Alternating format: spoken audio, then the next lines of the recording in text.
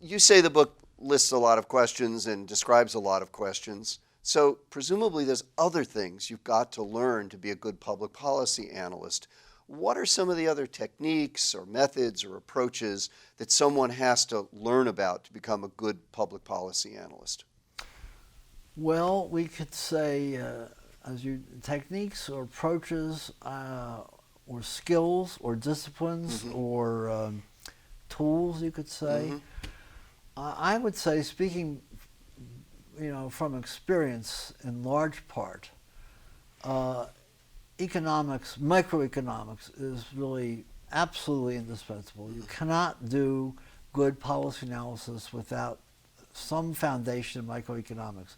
I wouldn't say as much as, say, an econ graduate school program would give you. That's overkill. That might ruin you It too in might terms of ruin a whole you. lot of things, as Absolutely, we know. absolutely. But I would say that since this is about government action, economics has a theory of when government action might actually improve on what's already going on out there, what's already going on driven by markets. They forget to say communities and families, but I could say that as well. Mm-hmm. And I had very little economics training in college, a course or two, nothing in grad school. But I learned an enormous amount from my colleagues who were economists, rubbing shoulders with them, co-teaching with them, listening to their analyses of problems. You can't do this without the micro. You don't have to do all, you could get it by, spending, less than a week reading this stuff. Better to have a course with colleagues. Okay. Micro is one, I'd say. This is a hard one, but what public institutions and nonprofits and all those bureaucracies, etc., do in the real world and the political coalitions that attach to them, you got to understand all that too. Unfortunately, nothing is as good as economics in this regard. The politics, political science, and public administration, really, the field is, of study is so fragmented that you'd have to dip into a lot of different things. You should do those things and really try to understand these phenomena. How you do it, I'm not quite so certain. Just to go back to the economics for a second. Within economics, I mentioned the theory of market failure and government potential to improve the situation. I underline potential because government can fail too, and so you're often confronting a bad choice. But benefit cost analysis should be mentioned explicitly. A lot of what we do, even though it isn't called that, the logic of assessing benefits and assessing costs and comparing the two and trying to do only policy ideas that have a net benefit to society, it's obvious, but it's hard to do. Mm-hmm. And economics does, in fact, have methods and approaches to do that pretty systematically. You could object to them, you could say that all the shortcomings, but it's there. Okay. Let me just stop you there for a moment, though, on that, which is clearly benefit cost analysis is important.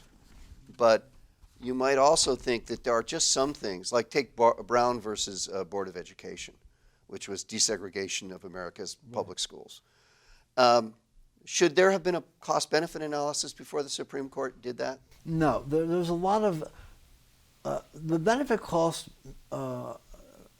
kit bag of tools is really pretty good for stuff that has prices and economic utility, even if non-priced. When you get into the realm of morality and things that are wrapped up in psychology and subjective identity, it's sort of like family life or privacy, a whole different realm has to be brought into it. And the race relations and justice are not something you should be quick to put a price on. They often do have a price. One should always be aware of that. We're not moral purists to the extent that we always ignore what the cost of doing justice is. However, the benefit cost stuff doesn't settle that, certainly by no means. Right. And that's an interesting case because it actually turns out we have a faculty member at the Public Policy School who is now actually doing work on the benefits and costs of Brown versus Board of Education and finds out not only was it the morally right thing to do, but it also turns out that it was cost beneficial because it helped African Americans enormously, and it did certainly no harm and may have actually also helped whites as well. So that it turns out Brown versus Board of Education was not only the right thing to do, it was the cost beneficial thing to do, which is interesting to know that. It is. I'll tell you one little tiny story. One of the cases I used, specimens of policy analysis in teaching, was done at the Rand Corporation 20 years ago, mid-90s. And it tried to look at alternatives to the California method of imprisoning. 3 strikes and you're out. You go to prison for a long time for 3 felonies. And the Rand people made a very narrow argument. They wanted to prove the superiority of some other approaches to 3 strikes, which they didn't like, on moral grounds, I think. But they only chose to argue on grounds of waste, cost. This was a very costly policy, building prisons for all those people. And so it's not as though the alternatives didn't have other dimensions of benefit other than avoiding prison. Right. And of course, there's employment and humanism, and there's a whole lot of things. But they knew they had to appeal to a conservative audience, and they did not want any chinks in their armor. Nobody could accuse them of being, bleeding heart liberals. They were going to win on the cost savings grounds alone.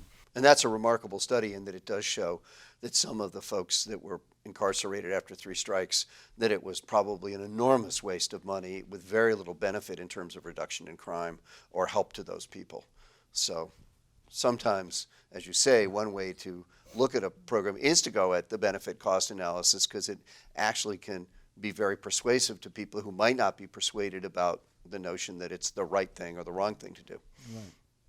So let's go back to the various techniques, and I think you were about to get into maybe operations research or something like that. Operations research, queuing models, and decision analysis, and Bayesian inference. Bayesian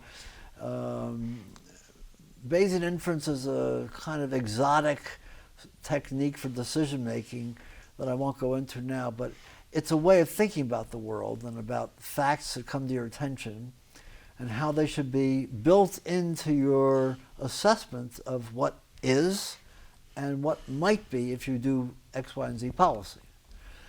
So that's important. Now, plain old statistics, well, we should say quantitative methods. Mm-hmm. We teach quant. It has this kind of shorthand designator, quant. Okay, and we pile in there all kinds of things from contingency tables of the chi-square type to fancy multiple regression models and their successors. However, the quant world begins and can end with long division. That's the most important tool that we have. We should get used to being numerate and do long division, especially when we do ratios. Public policy analysis is often about comparisons, this compared to that. And we usually do that, if possible, quantitatively and using ratios. And so knowing how to set up ratios is extremely important. Beyond that, there's causal inference, which is helped a lot by these statistical techniques. So one has to have a fair amount of training, I would say, and exposure and practice to do those things.